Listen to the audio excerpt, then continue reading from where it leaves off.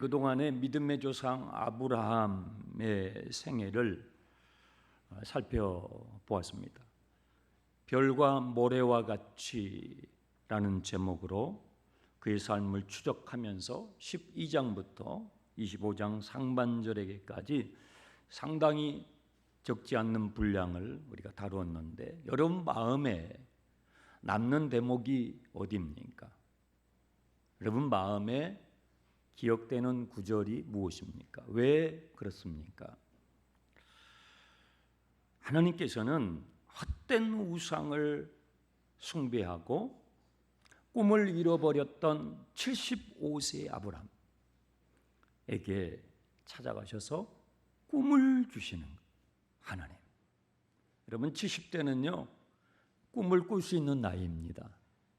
여러분 하나님의 꿈을 꾸세요. 꿈을 잃어버렸던 아브라함에게 하나님이 찾아가셔서 하나님의 꿈을 주셔요. 성경의 주제는 하나님의 꿈이에요. 우리는 성경을 읽으면 인간을 발견하기도 하지만 그 인간의 삶 가운데에 살아 역사하시는 하나님을 발견하죠. 성경의 주어는 인간이기 전에 태초에 하나님이 천지를 창조하십니다. 하나님을 발견하죠. 그 하나님의 꿈을 성경을 읽으면서 알게 되는 것이죠. 내가 너로 큰 민족을 이루게 할 거야. 너로 인하여 이 땅의 모든 민족이 복을 받게 할 거야. 내가 너를 복의 근원이 되게 할 거야. 지금 꿈을 꿀 수 없는 상황이잖아요. 아브람과 사레는 75세 그 시점에서는 가진 게 없는, 자녀가 없는 무슨 큰 민족을 어떻게 합니까? 그런데 하나님께서 꿈을 불러 일으키시는 것이죠.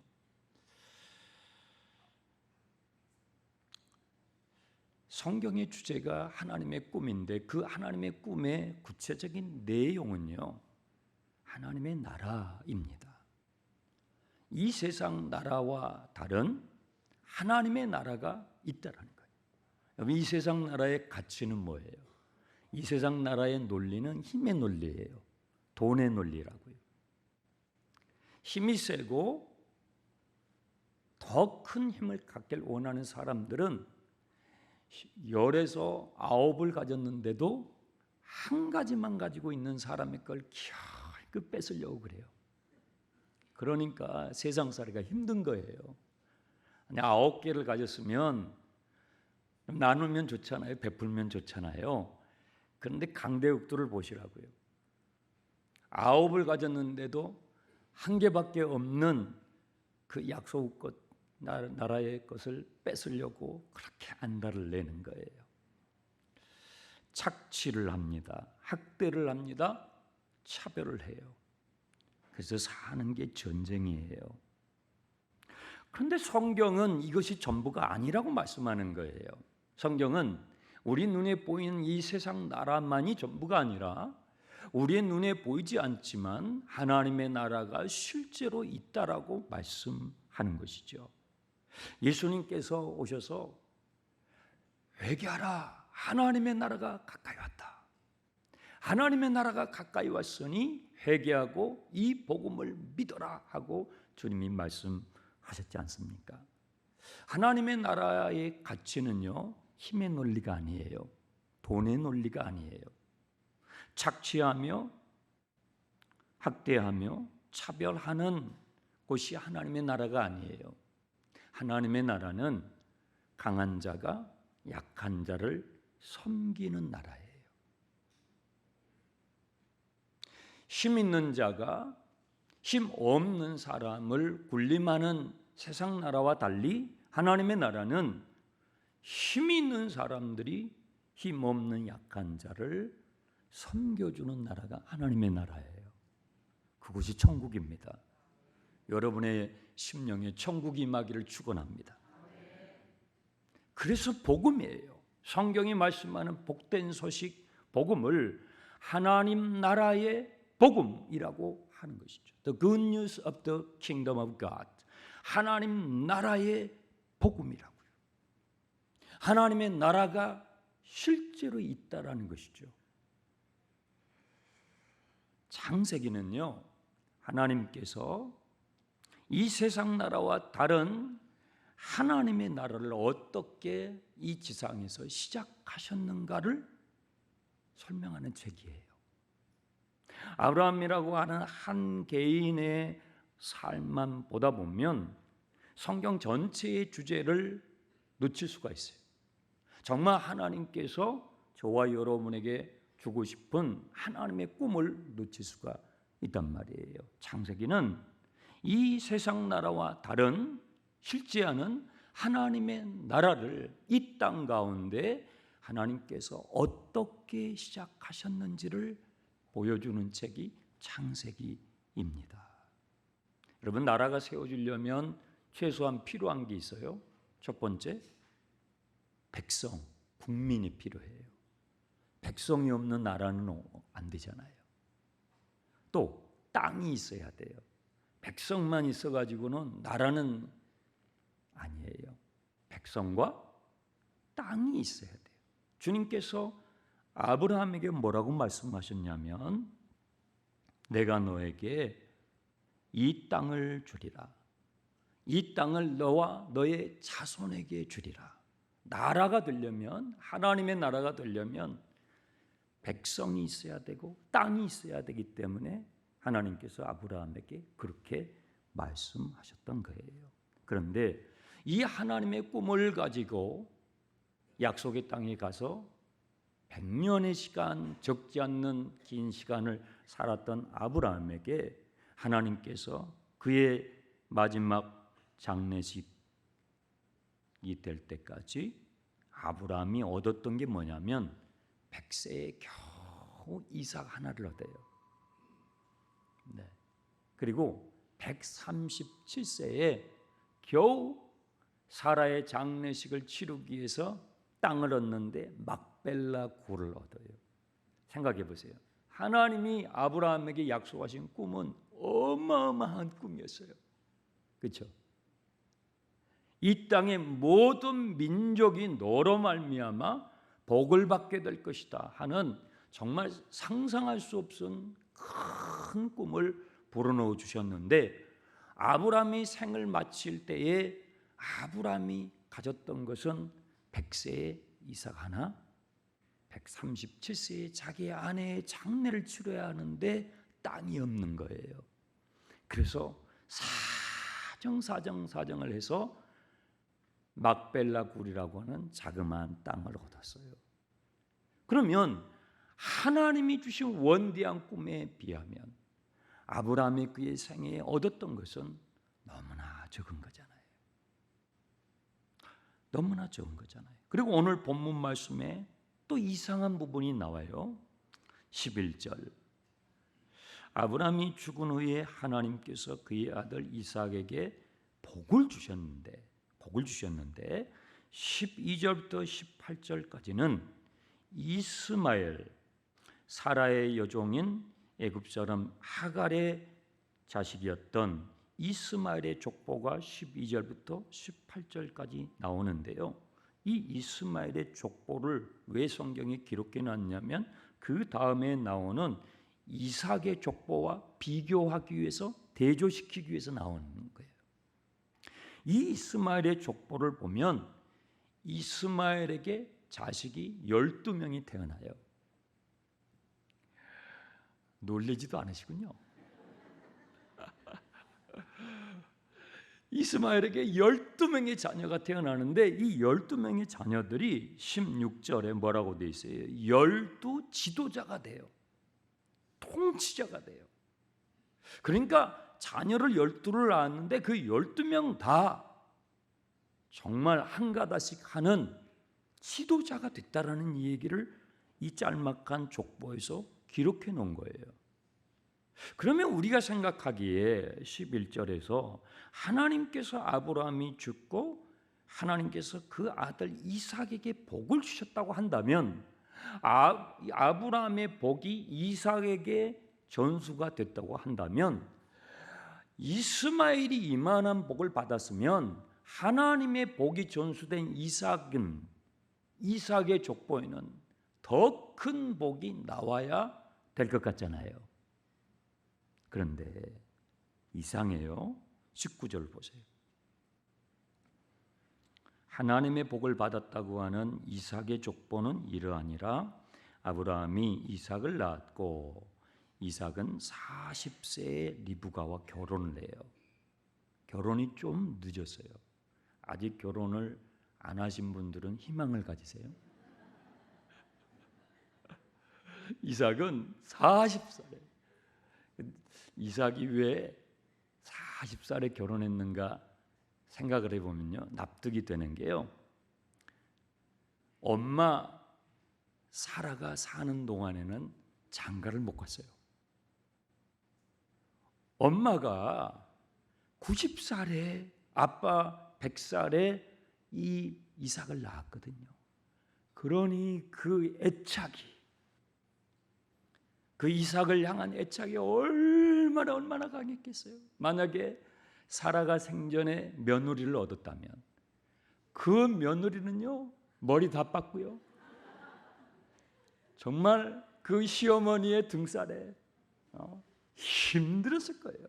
그래서 이 이삭은요, 엄마가 생전에 장가를 못 갔는지 안 갔는지, 그 엄마의 장례가 치러진 다음에 아버지 아브라함이 이삭을 장가를 보내게 됐어요. 그래서 이삭이 40살에 늦게 장가를 갔다고요. 그런데 성경에 그의 아내가 리브가인데 21절, 이삭이 그의 아내가 임신하지 못함으로, 이상하죠. 그 앞에 이스마엘의 족보에는 이스마엘은 무려 12명의 자식을 낳아요. 그런데 하나님의 복이 전수됐다고 하는 이삭은요, 40살에 늦게 결혼을 해서 자식을 못 가졌다는 얘기를 하고 있는 거예요.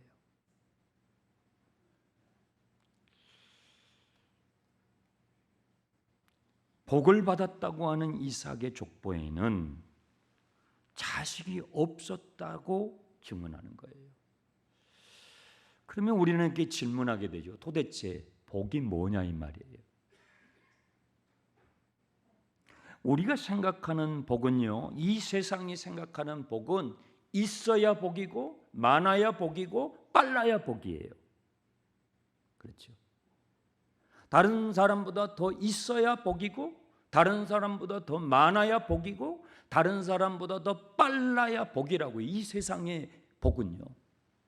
근데 성경은 분명히 하나님께서 아브라함 사후에 그 아브라함의 복이 이삭에게 임했다라고 돼 있는데, 이스마엘은 12명이나 되는 자식을 낳았고 그 12명의 자식은 다 지도자가 됐는데, 정작 하나님의 복을 받았다고 하는 이삭은요, 늦게 결혼했고 자식이 또 없다라는 거예요.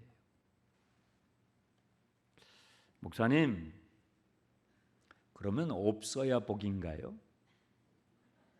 적어야 복인가요? 늦어야 복인가요? 자, 우리 좀 더 보겠습니다. 21절을 보세요. 21절, 이삭이 그의 아내가 임신하지 못함으로 그를 위하여 여호와께 뭐 있어요? 간구하매 여호와께서 그의 간구를 들으셨으므로 그의 아내 리브가가 임신하게 되었어요. 이삭이 그의 아내 리브가가, 사랑하는 아내가 아이를 잉태하지 못함으로 인해서 하나님 앞에 그 기도의 제목을 가지고 나가서 간구했어요. 그런데 한 번만 간구한 게 아니에요. 하루만 기도한 게 아니에요. 한 주만 기도한 게 아니에요. 얼마나 기도를 했냐면 26절을 보세요. 26절, 이삭이 60살 되었을 때 아이를 가져요. 그러면 며칠을 기도한 거예요? 20년을 기도한 거예요. 무려 이삭이, 하나님께 복을 받았다고 하는 이 이삭이 야곱과 에서라고 하는 이 아이를 낳기까지 무려 20년의 기도의 시간을 가졌다라고 성경이 말하고 있는 거예요. 대부분의 사람들은요, 이 세상 사람들은 이와 같은 뉴스를 읽게 되면 이스마엘이 대단하다고 여길 거예요. 와, 그 집안 대단해. 12명이나 낳았대. 12명이 다 지도자가 됐대. 그렇게 많이, 그렇게 빨리 하면서 이 세상의 논리, 이 세상의 사람들은 이스마엘의 가문이 복을 받았다라고 생각하고, 이삭은 40살에 결혼을 했대. 그런데 자식이 없네. 세상에 20년 동안 기도하고 겨우 2명. 그런데 이스마엘은 기도도 안 했대. 기도도 안 하고 했는데 쑥쑥 잘났어. 12명이 나왔어. 그리고 12명이 다 지도자가 됐대. 와, 대단하네. 이 세상의 사람들은, 이 세상의 관점에 익숙해 있는 사람들은요, 이스마엘을 보면서 환호를 하고 박수를 치죠. 그런데 성경은요, 이스마엘보다 이삭이 복을 받았다라고 증언하는 거예요. 왜 그럴까요? 왜 이삭이 복을 받았을까요? 이삭은 없어요? 너무너무 늦어요. 그렇죠? 너무 늦어도 너무 많이 늦어요. 21절에 이삭이 그의 아내가 임신하지 못하므로 그 기도의 제목을 가지고 여호와께 간구하기를 20년을 간구했어요. 여러분, 누가 간구하게 됩니까? 어떤 사람이 간구하게 되지요? 담임 목사가 성도님, 그런 기도 제목이 있으시군요. 기도하세요. 담임 목사가 기도하라고 하면 기도할까요? 몇 분이나 할 수 있을까요? 사람이 기도하라고 하면요, 몇 분이나 기도할 수 있을까요? 오래 못합니다. 간구라는 것은요, 그냥 기도하는 게 아니라 간절한 기도를 간구해요. 보통 기도가 아니라 간절한 기도가 간구라고 표현한단 말이에요. 인생을 살아갈 때 나의 똑똑함, 나의 잘남, 내 힘으로 살아가는 사람은요, 간구하지 않아요. 간구할 필요를 느끼지도 않아요. 아쉬울 것이 없는 사람, 자신의 힘으로, 자신의 잘남으로, 자신의 힘으로 살아가는 사람은요, 간구라는 것을 몰라요. 할 필요를 느끼지 않아요.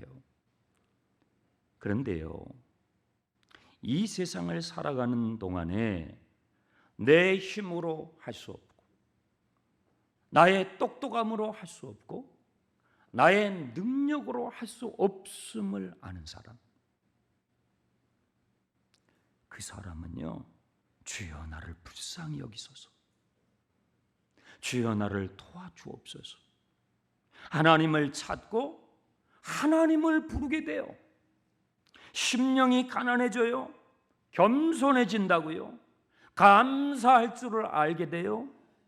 귀한 줄을 알게 돼요. 인간의 인간됨을 알아가고 하나님의 하나님 되심을 알아가요. 그러니까 복이죠. 그러니까 복이죠. 그러니까 없는 것이 복이요, 더딘 것이 복이요, 적은 것이 복이요. 그렇지 않으면 우리가 이 자리에 있겠습니까? 그렇지 않으면 우리가 이 자리에 있을 필요가 있겠습니까? 그렇지 않으면 우리가 하나님을 찾겠습니까? 하나님을 부르겠습니까? 그렇지 않죠. 우리에게 적음이 있고, 우리에게 없음이 있고, 우리에게 더딤이 있기 때문에 우리가 오늘 이 예배 자리에 있음을 기억하시 바랍니다. 없음을 감사하세요. 적음을 감사하세요. 더딤을 감사하세요.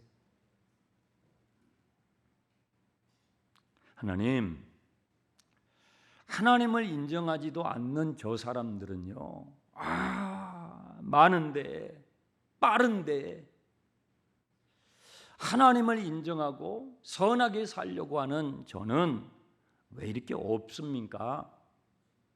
왜 이렇게 쪼그라들고 왜 이렇게 더딥니까? 원망하는 마음이 있습니까? 아니에요. 오늘 말씀은 그걸 감사하라는 거예요. 무화과 나무에 무화과 열매가 없어도, 포도나무에 포도 열매가 없어도, 외양간에 송아지가 없어도 나는 여호와 하나님으로 인하여 기뻐하고 감사하리라. 여러분 안에 그 마음이 부어지기를 축원합니다. 귀한 것은요, 귀한 것이기 때문에 시간이 걸린다라는 거예요. 귀한 것을 하나님께서 우리에게 허락하실 때에는 부실하게 하나님이 주시지 않아요. 이 땅에 하나님의 나라가 임하게 하실 때에는 하나님께서 부실하게 주지 않아요.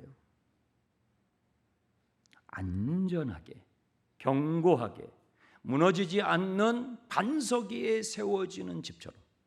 여러분, 반석 위에 집을 세우려면요, 시간이 많이 걸립니다. 모래 위에 세워진 집은요, 빨리빨리 금방 짓습니다.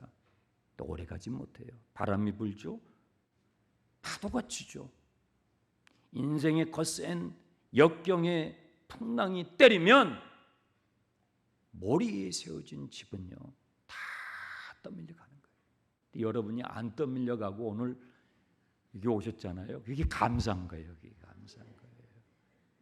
내 옆 사람이, 지금 내 가족이 안 떠밀려 가고 이 세상의 죄악의 물결, 이 세상의 유혹의 물결에 내 가족이, 내 남편이, 내 아내가, 내 자녀들이 안 떠밀려 가고 오늘 하나님 앞에 예배의 자리에 있는 그것이 감사.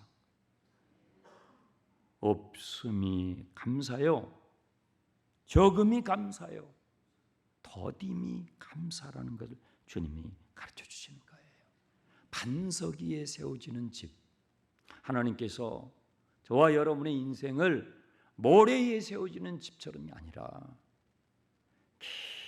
깊이 단단히 견고하게 세워가는, 무너지지 않는, 마귀가 흔들어도, 세상의 논리가 흔들어도 무너질 수 없는 집으로 지어가는 하나님의 은혜의 손길인 줄 믿으시길 바랍니다. 교회는요, 이런 하나님의 꿈을 키워가는 곳이 교회예요. 오늘 우리가 오늘부터 목장 소모임을 시작해요. 푸른 세대, 또 남성, 여성, 또 우리 시니어 분들에게는 제가 프라임 목장이라고 붙였어요.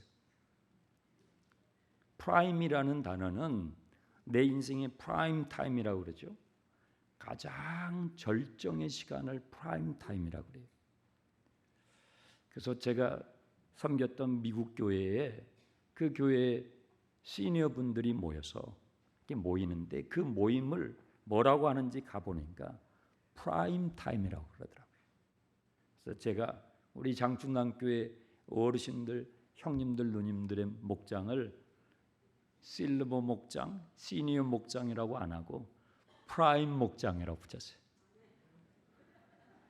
할렐루야. 여러분의 삶의 절정의 시간을 하나님 나라의 꿈을 꾸시면서 사시기를 축원합니다. 성경 공부 아니에요. 교제하세요.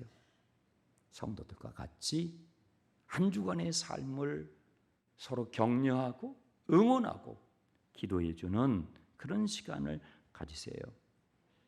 잘난 척하지 마시고, 있는 척하지 마시고, 그런 거 하지 마시고, 인간 대 인간으로서, 그렇죠?